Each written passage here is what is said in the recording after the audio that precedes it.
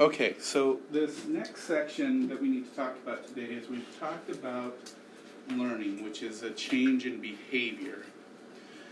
The next topic that we're going to tackle for today is dealing with memory. Meaning how do we learn stuff and keep it in our brain or keep it in our mind? How is it that you all are going to do awesome on this exam 1 without having any cheating materials around, right? So, 'cause that's all how you're going to do it, right? And so that's the topic that we're going to conquer this afternoon. And I want to start by actually playing a video about happiness because, you know, this section is about memory and it's about cognition, the way we think about our world. And I like playing this video because it shows that the way we think about our world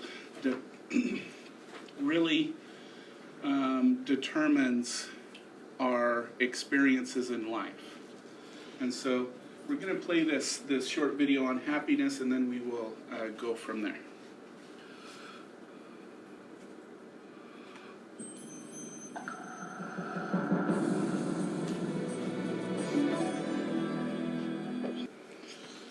All right.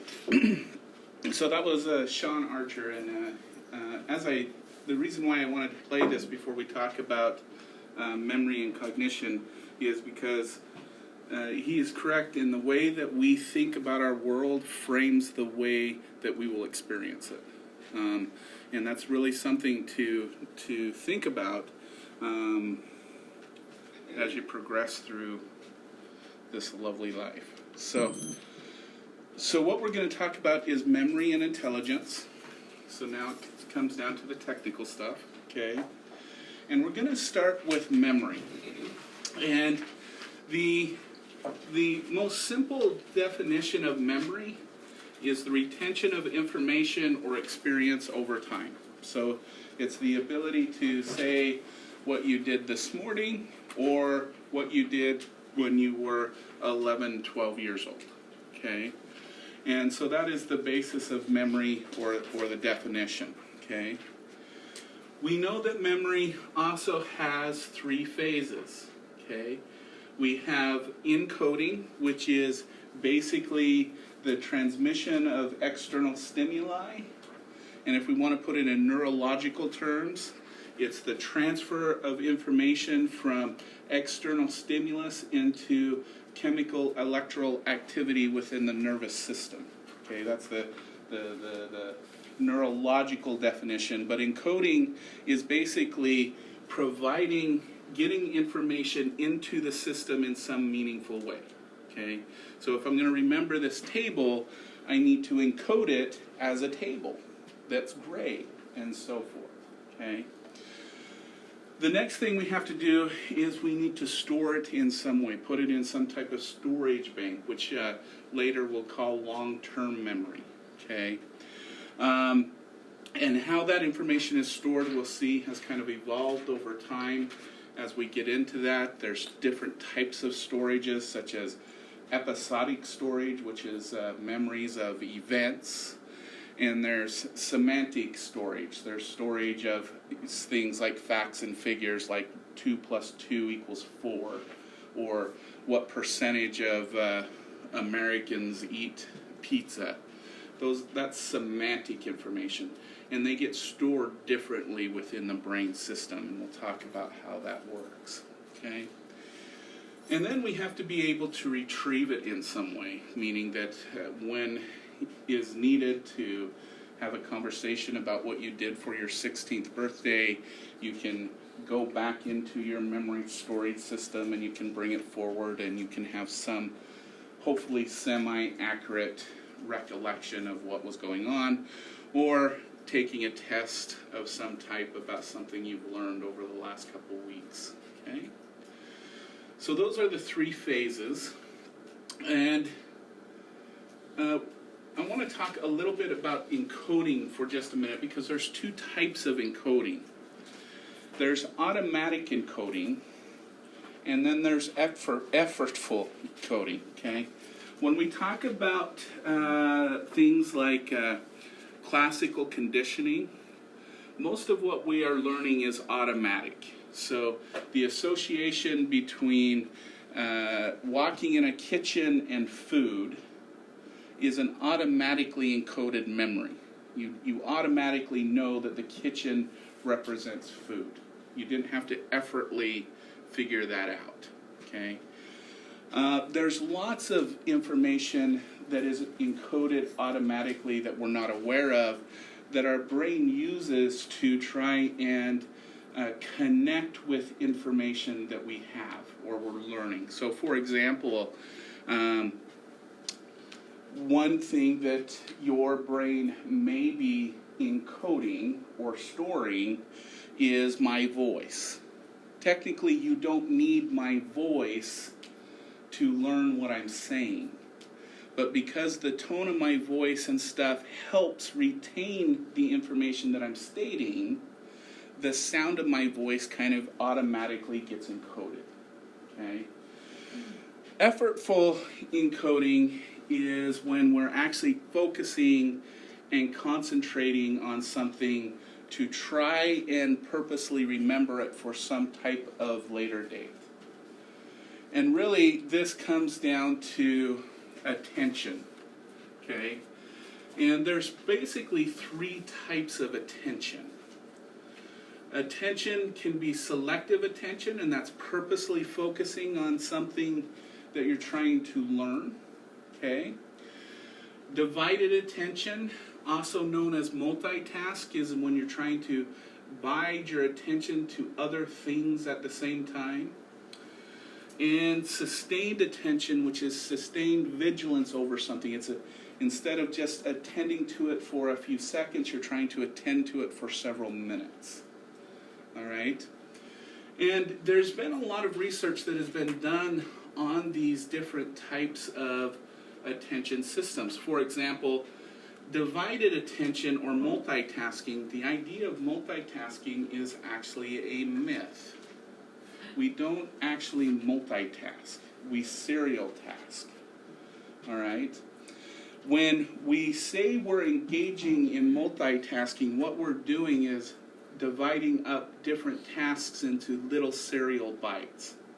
So, for example, research that has looked at this has brought in people into a lab or a setting where they say they're the greatest multitaskers of all time. There was this one guy, I think, from Italy. He said he could multitask 27 things at one time. And what we did then is put 27 contingencies on him. And in this case, his driving performance was what we measured. And we found that he wasn't that great. We actually suck at multitasking when we actually effortlessly try to do it. What we call multitasking is usually something like this. It's you have several projects at one time, and you quickly shift attention from project 1 to project 2 to project 3, back to 1, 2, and 3. You really cannot actually focus on all 3 at the same time. All right? When it comes to this idea of multitasking, or what we should actually more relevantly call serial tasking, we actually find that women do a much better job at it than men. Okay? But there's a caveat to that, is we find that only women who have children are better at multitasking than are men. Women who do not have children are no better at multitasking than the average man. Okay? Why do you think women who have children make better multitaskers or serial taskers? They have to pay attention to their subject, right? They have to pay attention to all these kids, and then also have to pay attention to everything going on in the house or whatever it may be. Okay, we actually find that women actually perform better in the workplace. Not that they're performing poorly before. I don't want you to assume that. Okay, when we say better, it's taking a high performer and they become even more of a high performer or whatever. Okay, so don't think that women suck before having kids.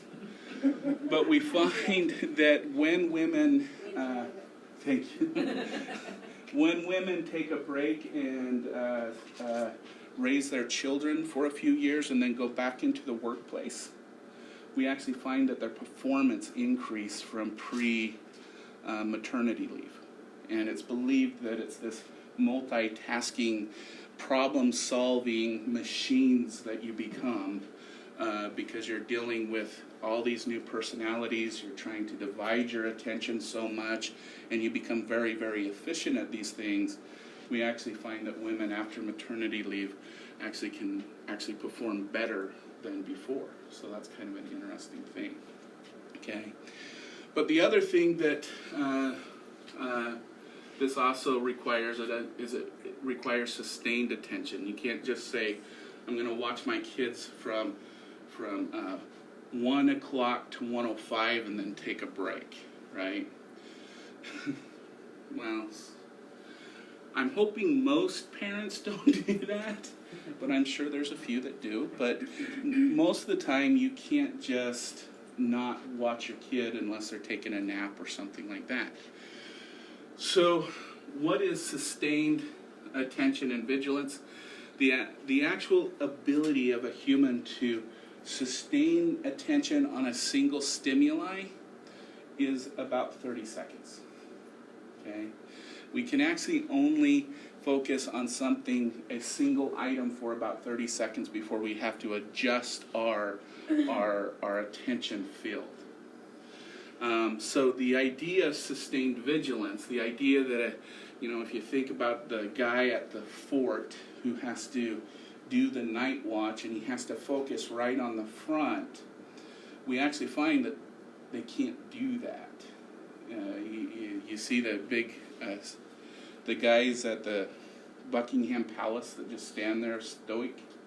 If you actually look at their eyes, they're going back and forth every 30 seconds because they're changing attention from here to here to here and then back here to here to here. And if you watch their eyes, their eyes track like that because you can't sustain vigilance on a single item for more than about 30 to 45 seconds. Okay, so we are actually not very good at that, even though we adapt ways to make it happen. But attention is the way that we effortlessly encode information, but knowing our limitations can also help us in studying and trying to remember stuff. So, for example, in the selective attention thing, selective attention is focusing on your academics for a certain amount of time is a good thing, as long as you vary that through situation and time. Divided attention, resisting the notion that you can actually multitask and just task as you would, actually will improve your learning ability instead of stressing your mind with the idea that you're multitasking. Okay? And sustained attention, it's a really bad idea to study in hour or 30-minute blocks. You should be studying in 10-minute blocks. So like 10 minute, 5 minute off, 10 minutes, 5 minutes off. That actually will increase your encoding abilities and help with the information retention aspects of memory. Okay? Not only do we have attention as far as effortful encoding and then automatic encoding, we also have levels of processing.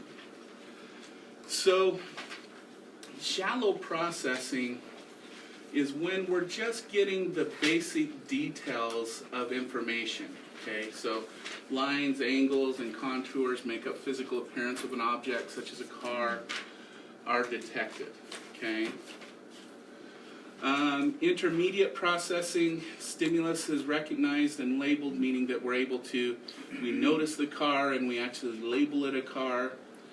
And then deep processing is giving some type of meaning to, say, that car. Okay. Probably a good example of this is when you're walking to,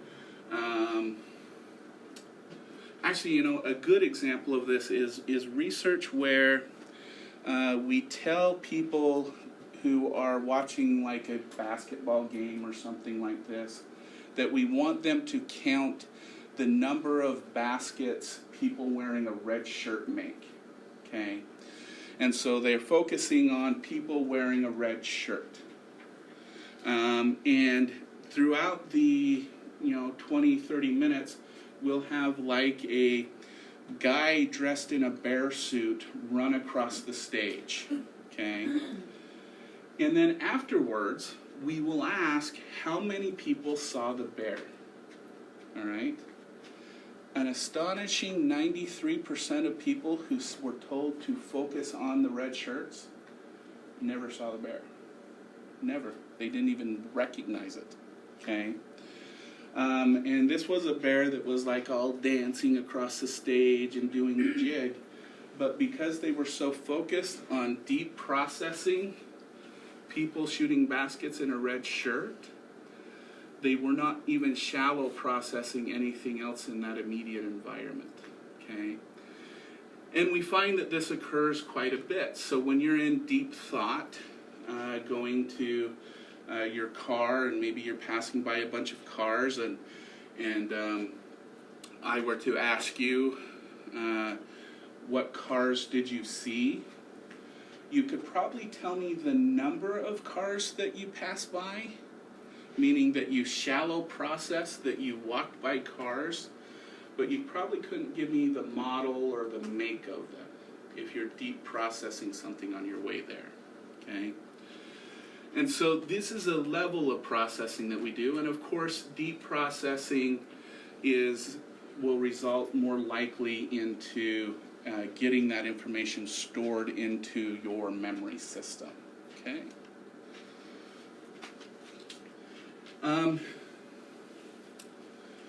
Elaboration.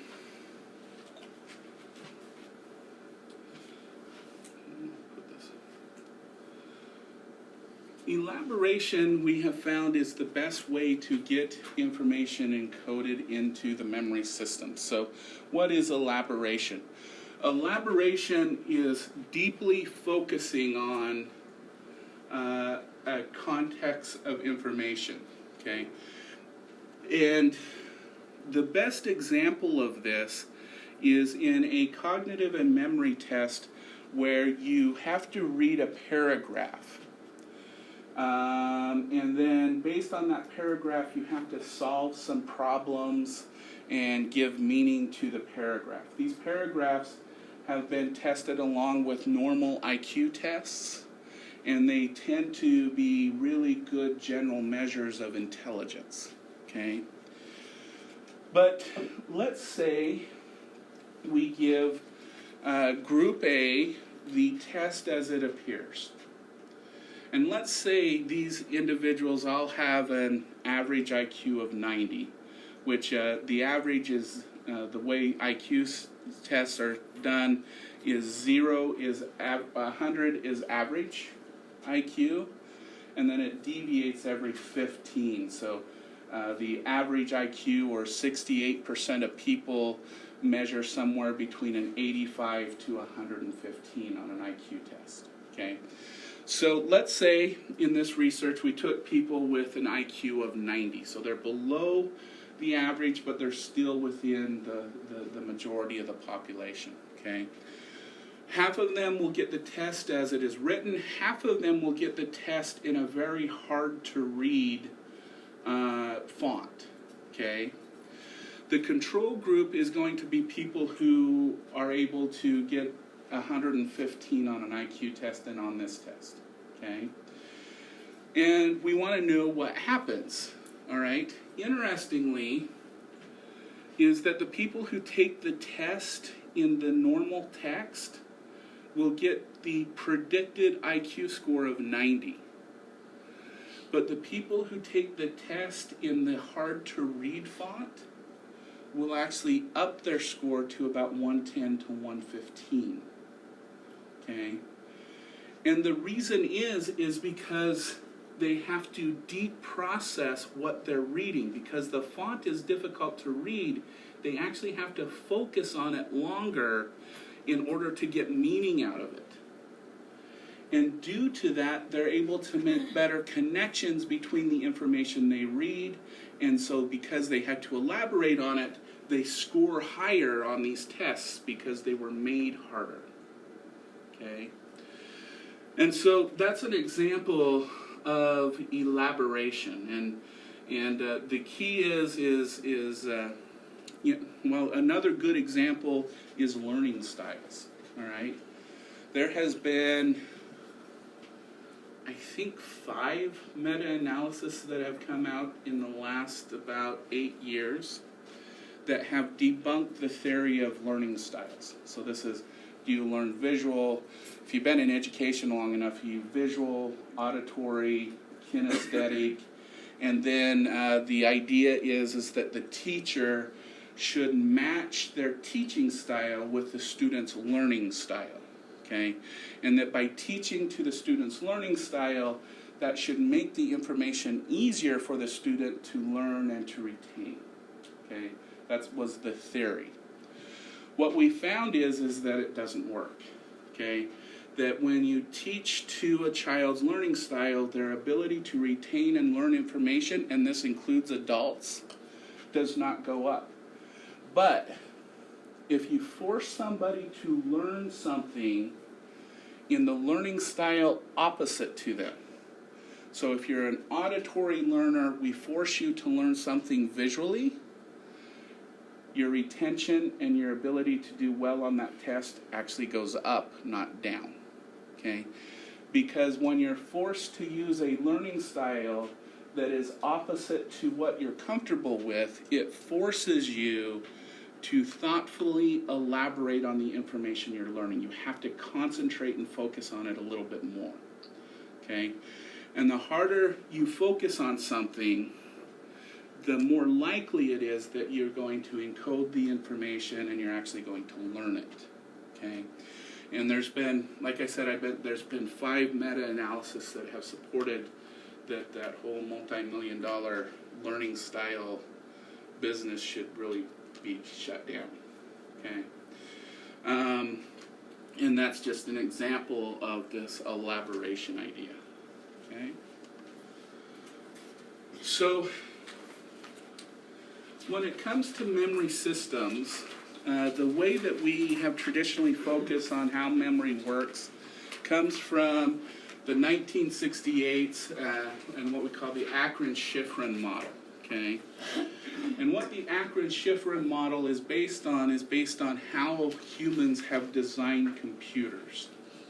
Okay, with a computer, you have some type of input device, such as the keyboard, the mouse, whatever it may be, and that is what we will call sensory memory.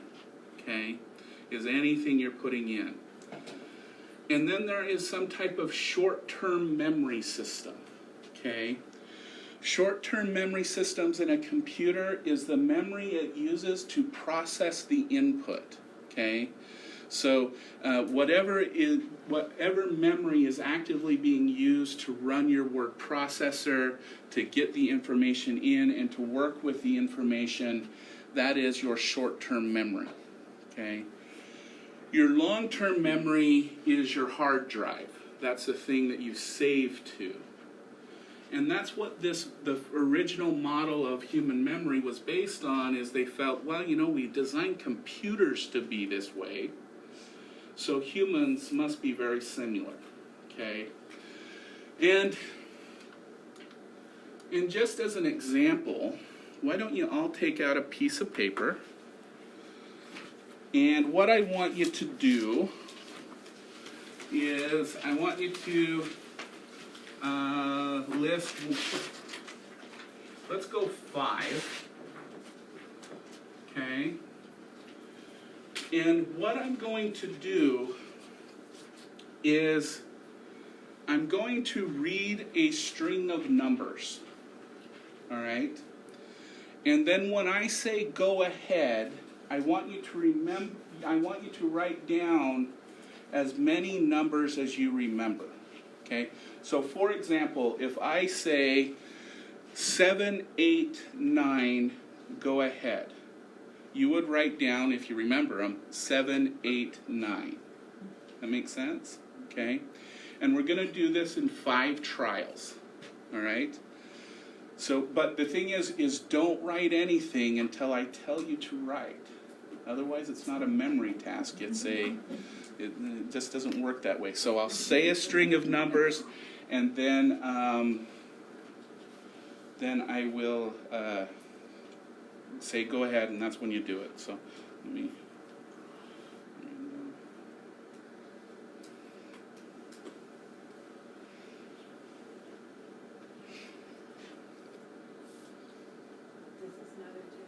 This is not a test. No.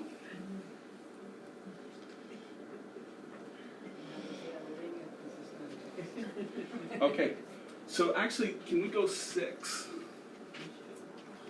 So here's 6 on your thing. All right. Okay, so here comes the first one. Remember, don't write anything down until I say. All right. Okay.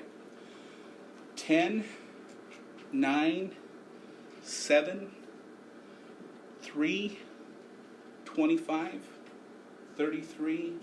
Go ahead.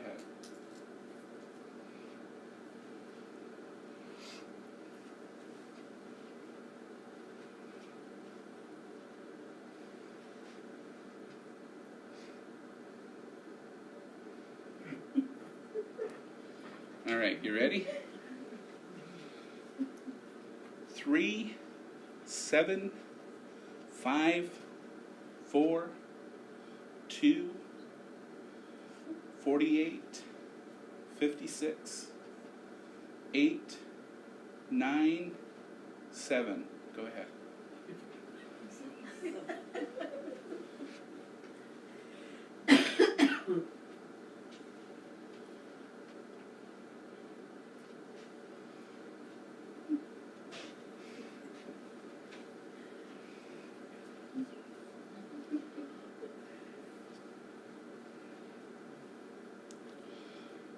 All right, you ready? All right, next one. 8, 4, 22, 6, 89, 5, 3, 1, 9, 64, 50, 93. Go ahead.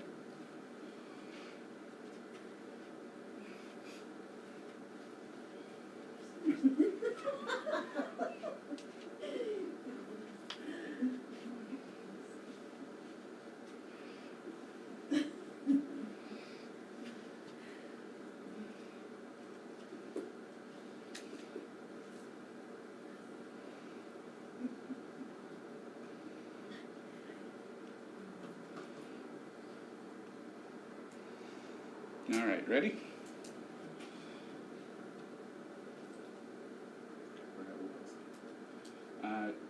12, 8, 7, 99, 97, 80, 15, 73, 63, 29, 19, 2, 75, 32. Go ahead.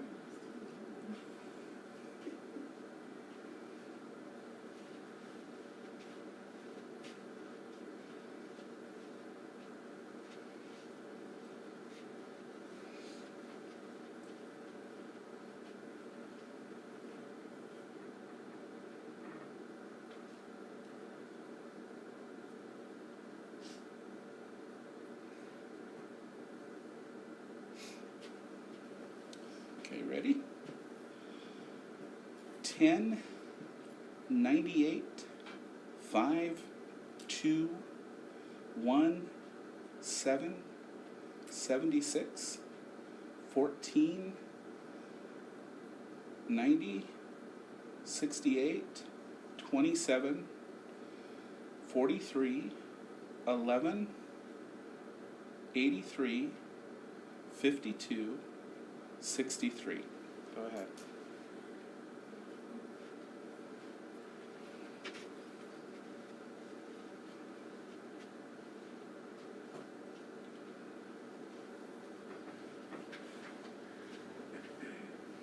Okay, this is the 6-1, right?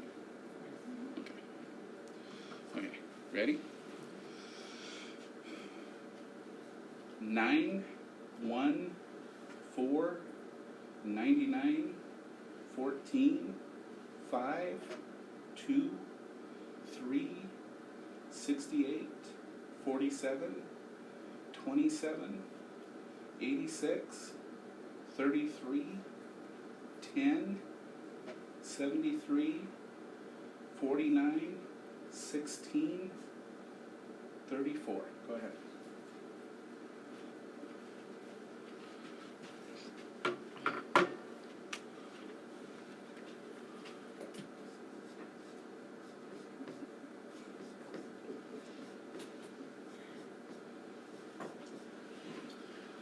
All right, so this is what I want you to do. So scratch out line 1, okay? And then I want you to imagine that I just did all the ones, okay? Count the numbers you remembered. So this would be 1, 2, 3, 1, 2, 3, 1, 2, 3, 3, 3. And then add those up and divide that number by 5. Does that make sense?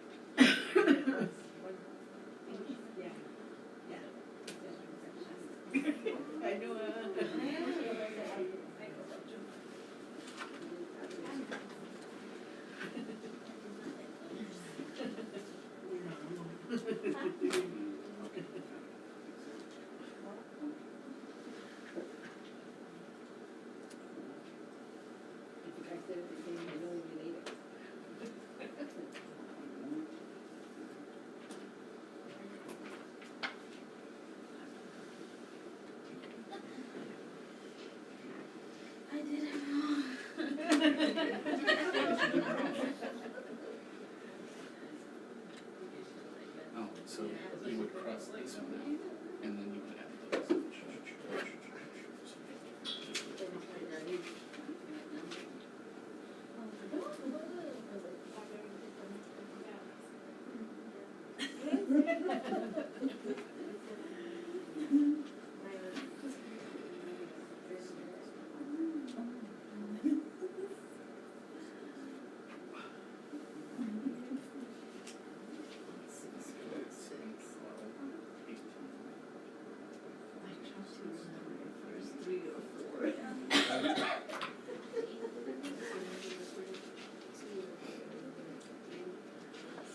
All right, everybody have a number? Okay. So what does this number, now this is a very rough estimate. To actually get your real number, we'd actually have to do like 30 or 40 trials like this, and we would combine it with words, nonsense words, weird numbers, and that kind of stuff. But this is a really, really rough estimate of how much information you can retain in your short-term memory at one point in time. Okay? The average of information is 7 plus or minus 2. So the average person can do anything from 5 to 9 bits of information at once. Okay. Now, we did a very short version, and you were unaware of what I'm measuring, so I'm imagining your numbers might be a little bit lower, okay? But if we continue to do this trial over trial, your numbers would probably increase. But it's just an example of how much information you can retain in your short-term memory and work with at one point in time, okay? So this brings us to short-term memory. Now, how can you use this information that you just learned, okay? Is you should use this number to chunk what you're learning, okay? So, for example, if you have a number of 3, by the way, my number's 3.5, so, and that's the long form, but you should chunk information into that number. So if, for example, you have a number of 3, you should read 3 paragraphs and then reflect upon those paragraphs and think about them before reading the next 3 paragraphs. Okay? When you're studying, and let's say you have to learn terminology, you should learn 3 terms at a time before trying to go on to the next 3 terms. Because is that because your number is 3? That's because your number is 3. Okay? So this idea is that is the amount of information you can hold in your short-term memory at one point in time. Okay? If you don't do anything with that information and it's not pushed out, it will leave in 30 seconds. Okay? So another good strategy system, okay, to know if you've really learned something. So let's say you do 3 definitions and you really work on them and you think you have them. What you should do is a 30-second to 45-second distraction task. So go check on the kids, go check on the dog, go check on the husband, whatever it may be, for at least 30 to 45 seconds, okay?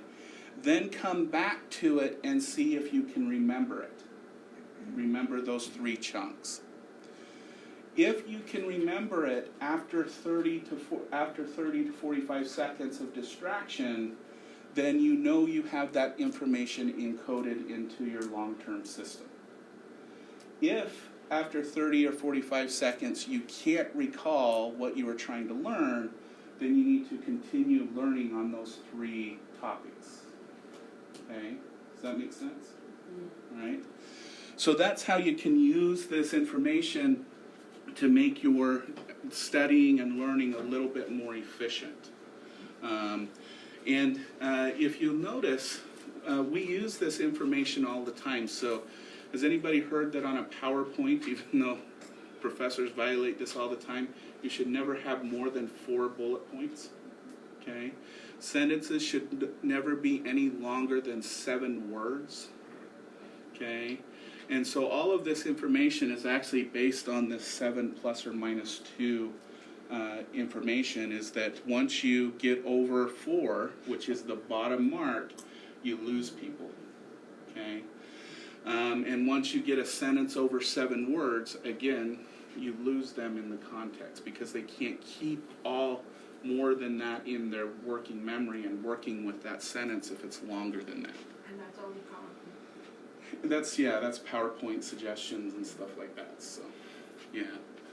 So kind of an interesting thing and way to use that. So, but let's back up a little bit to our keyboard. which is the sensory memory system. We actually have a very, very rich memory system, okay, that lasts for about a second and a half, where we are actually experiencing all of the sensations that are coming at us in a very high, vivid, high definition form, okay? It lasts for about a second and a half, and then our limbic system and our conscious system take over to focus on information that is relevant for the situation here and now. Okay?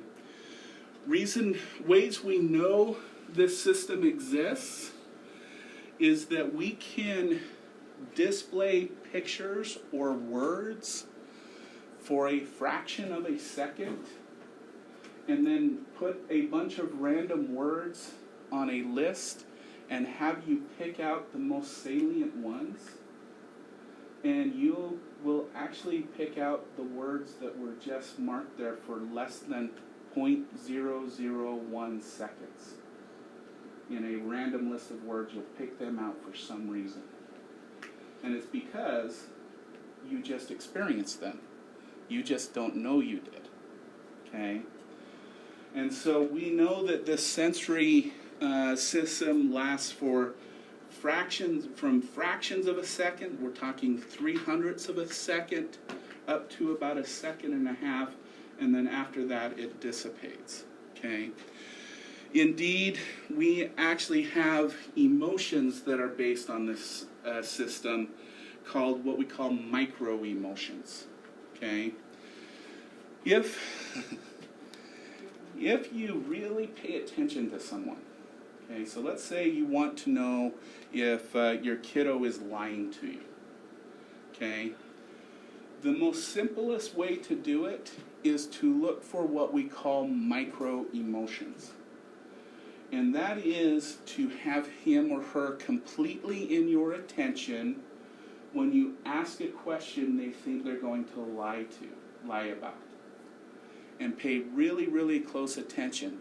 Within a second and a half, if they are lying, you will see an affective response followed by a quick conscious response. So you'll see a flicker of the eye like this, and then a quick bring me up, and I'm focusing on creating a lie. Okay? That's because sensory information in the sensory memory is going to be processed in the amygdala first before the higher conscious areas of the brain. And therefore, a micro-emotion is you're responding to something before you've taken conscious control over that information. Okay? And so there's a whole literature on this thing we call micro-emotions. Okay? Unfortunately, it has led to a bad bunch of literature called microaggressions. Okay? These are minor little unconscious things that people do to aggress towards a group that they don't like. Okay? If you hear the word microaggression, I want you to think that's scientifically not valid, because that literature is crap, okay? But information on micro-emotions, okay? Those do have a lot of scientific validity, that we do actually have these micro second and a half emotions that are our true response before we consciously take control over them. So. Right? Well, you know, that's what makes texting so wonderful, right? It's because you can't see the micro emotion over text or over the phone. That micro emotion, is that something that the detectives kind of like go off on when they're investigating stuff? So I know that there's divisions of the FBI and the CIA that are specially trained on micro emotion detection. I'm not aware of local law enforcement agencies that are trained, but the CIA, I mean, they're the major funders of this type of research. I know the CIA and divisions of the FBI are. So they have huge training programs on this stuff. So, so it is interesting stuff, though. But it all is dealing in this sensory memory system, okay? And then we attend to something. We attend on our 4 to 7 bytes of information, and we can work with it for a time period. If we elaborate on it and we work on it very hard, then it's going to transfer into a long-term storage system of some type, okay? And ready for retrieval later on, okay? So this is the basic system. The downfall of it is this short-term memory system is, in the original Ackland-Schifrin model, is way too simplified, okay? Because in the real world, we're not just dealing with numbers and words. We're dealing with multiple bits of information coming at us all at once, and social information and all that kind of stuff. And so the simple version of the short-term memory system was converted into this, what we call the working memory model, okay? This is what used to be called short-term memory, all right? And it has been changed in order to take into elaboration of our very complex world, okay? And it's added what we call a central executive. This is kind of like the part of the processing system that is going to make decisions. So it's kind of like in your CPU, it's kind of the motherboard that's going to decide what the computer is going to do next, okay? It's taking in inputs from sensory memory, and visual information is going to be sent into what we call the visual spatial working memory. Auditory information is going to be sent to the phonological loop. And then information from both is going to be sent to a central executive, and the central executive is going to interpret this information based on experiences we've already had or stuff that's in our long-term memory. Okay, so the interpretation of this is dependent upon what we know from our past. Okay. Evidence for our phonological loop and our visual spatial working memory. The phonological loop is something that we can actually measure in the brain. There's areas in your temporal lobe where information kind of gets stuck in this circulatory frame of reference, okay? If you've ever had a song stuck in your head, you know what the phonological loop is, okay? And until you break that information, it gets stuck there, okay? The reason why songs get stuck in our head is because there becomes a congruency between our emotional state and the tones of that music.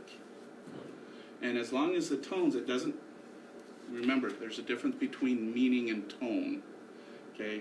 So it can be the weirdest lyric song, like Barney, okay? But it's more about the tone and how the tone matches the waves in your brain, okay? If there's a match between the tone of the music and your current wavelengths in your brain, that song will get stuck in your head, okay? The only way to change it is to change your brain waves, okay? And that usually means listening to things that are of a different tone. Okay, so if you're stuck with a classical song, listen to heavy metal music. If it's a kid's song, I don't know what you listen to. You're stuck. Country? No. You have to listen to something that is in the opposite tone or the opposite wavelength of that music. Okay, that should break the loop. If not, oh well. Sucks to be you. No.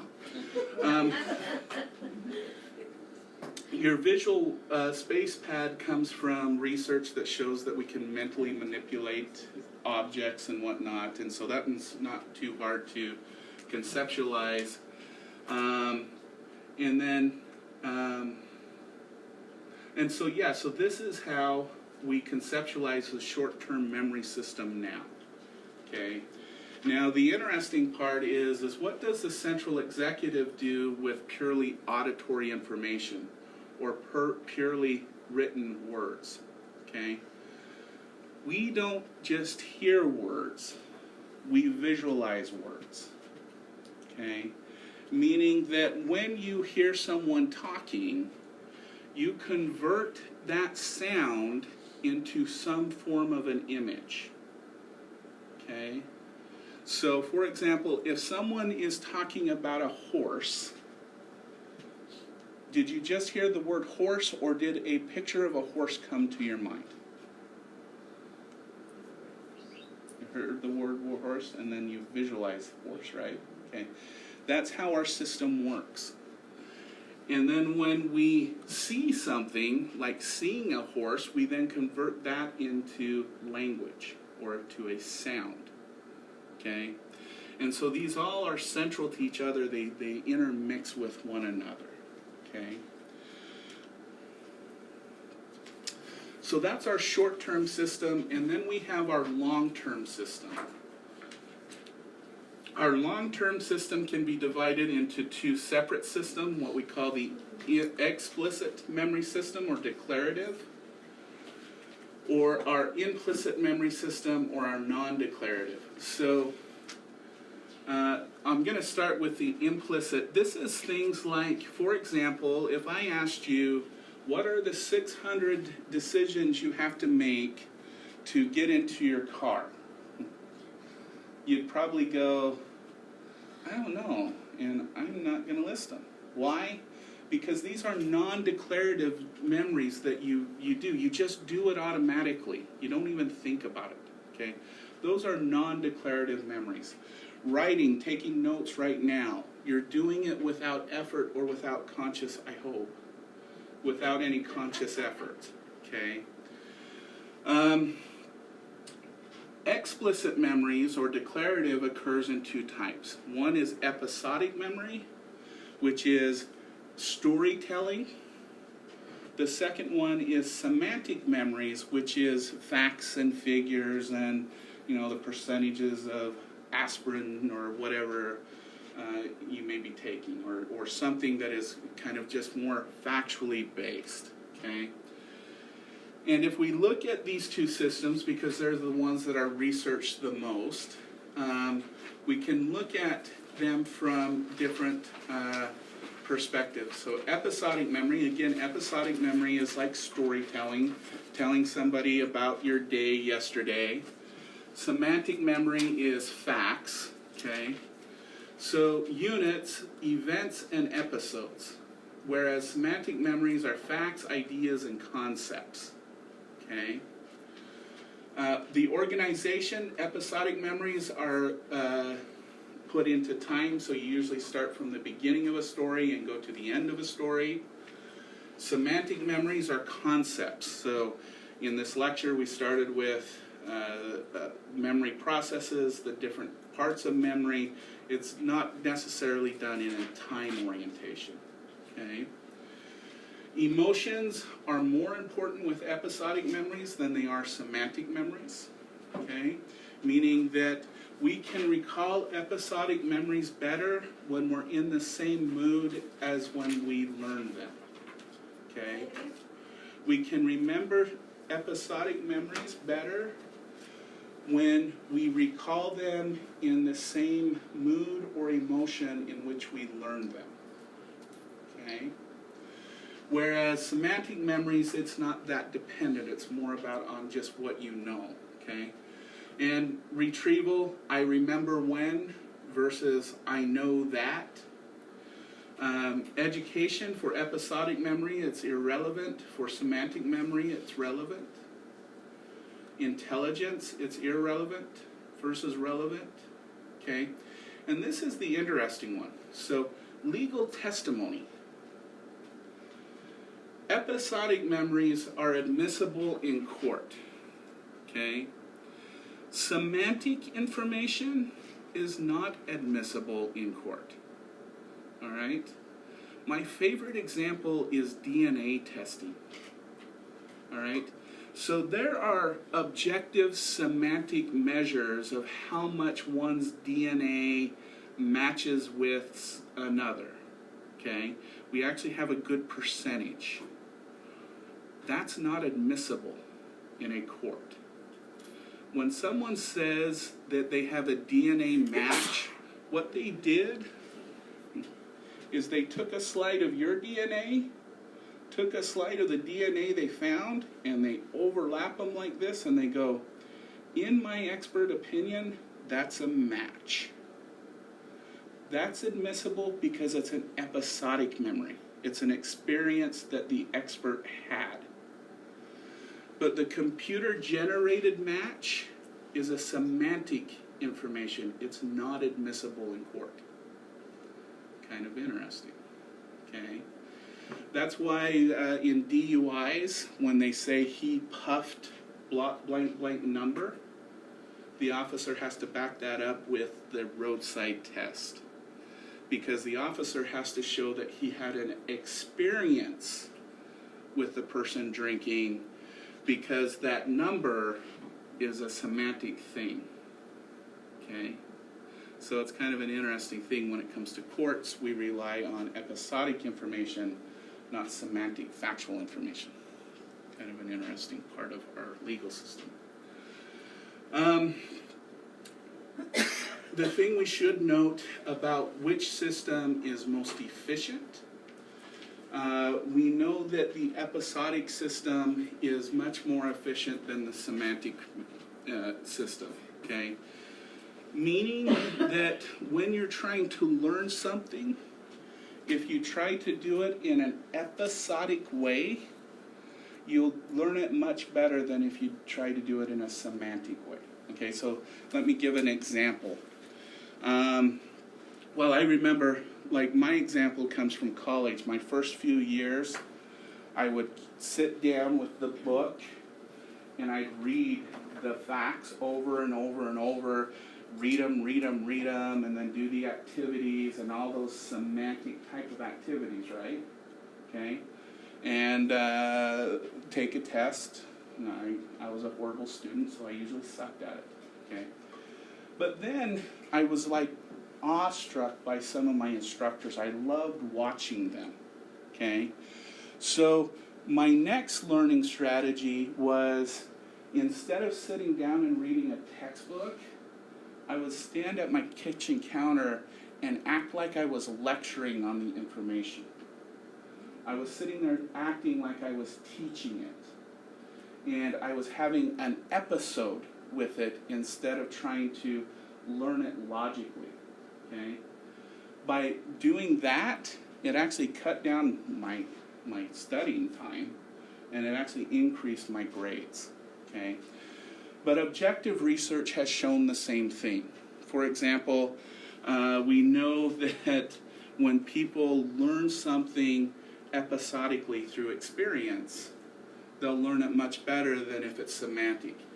That's why people can remember a story more than a fact. Okay? So usually, when I was a director of the child abuse agency, of course, I was always about the numbers, because that's what directors are like, right? Okay? So I wanted percentages, I wanted counts, I wanted that. But as a director, I knew that that didn't sell anything. What I needed was stories. Okay?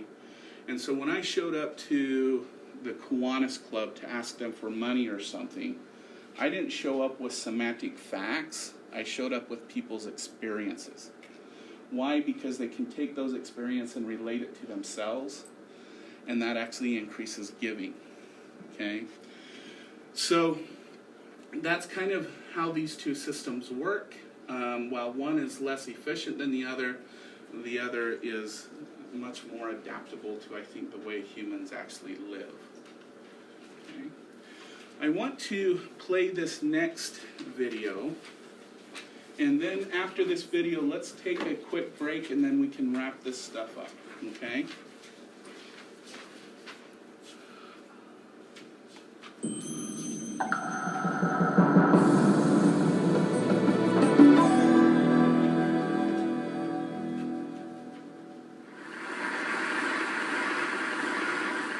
I'd like to invite you to close your eyes.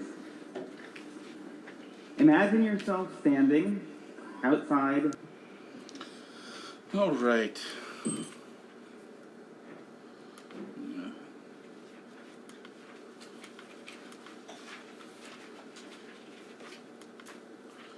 This is what I'm thinking.